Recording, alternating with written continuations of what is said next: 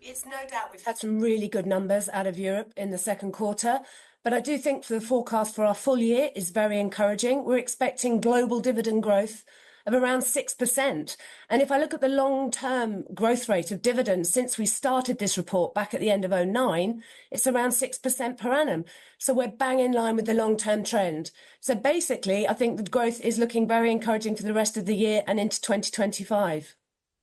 What I would like to understand as well is what is the outlook for UK equities? Because it seems that we are in a new political cycle in the UK as well. There's reforms to the capital markets of the UK as well. So what is the outlook when you think about UK names specifically?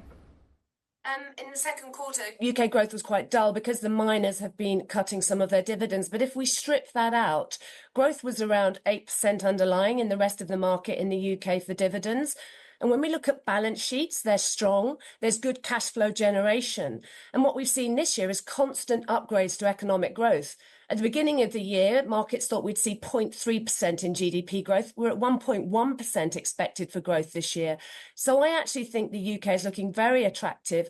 Balance sheets aren't stretched, lots of cash flow, decent dividend yield, 4% dividend yield, one of the best dividend yields around the world. I think the outlook's really good for the UK. Jane, the problem with a lot of these dividends then is that once you start giving out a dividend, you ultimately can't stop. And if you reduce that dividend, ultimately you get seen in a negative light, and then your share price could ultimately get a snag as well. Are you seeing this trend really happen because, well, one, share buybacks have become a little bit more popular as well in play here? Or is there a case of sufficient growth and value within these stocks now that is allowing them to do so? Is it just these hefty pockets that we've seen along a lot of these players? I think we have to remember that during the pandemic, a lot of companies in both Europe and the UK reset their dividend levels. And when they reset them lower at more sustainable levels, and when they've started to grow them a little bit. And then what we are seeing is with the excess cash being thrown off, we are seeing more share buybacks in the UK and Europe. But let's remember, share buybacks can be turned on and off very quickly. Dividends, meanwhile, what we want to see is companies paying a dividend and then growing that and sustaining that. And there's no signs that that's changing. I think there's seen some very disciplined capital management actually out of companies and corporates recently. And the share buybacks is just their way of saying, look, our shares look really cheap, particularly in the UK and Europe. We're going to buy some of these back as another way of returning back some shareholder value. Yeah, well, if you wanted to look, however, at returning a similar shareholder value, one could look at the gilt market and you could get similar gains there.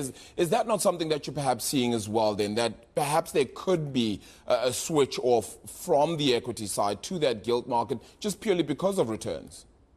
I mean, there's no doubt bond yields are looking much more attractive than they had for many, many years. The levels are much higher. But let's just remember that with dividends, you've got that growth element. You don't get any growth with a coupon. It's just the coupon is just paid.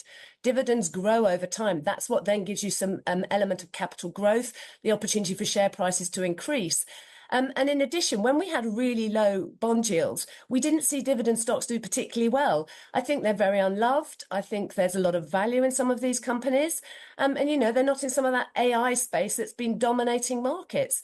So I think there's a lot of companies out there looking very attractively valued on decent dividend yields. Jane, speaking of AI, I would like to get your thoughts on the U.S. performance. When I was reading the report, you're suggesting that some of the levels that we saw in the second quarter of special dividends, they're the weakest, the lowest level seen in 3 years. Could you just outline for us what were the reasons behind this? Yeah, I think in the US, we have seen some of those share buybacks being pulled back. And I think that's just because, there's been uncertainty around the economy.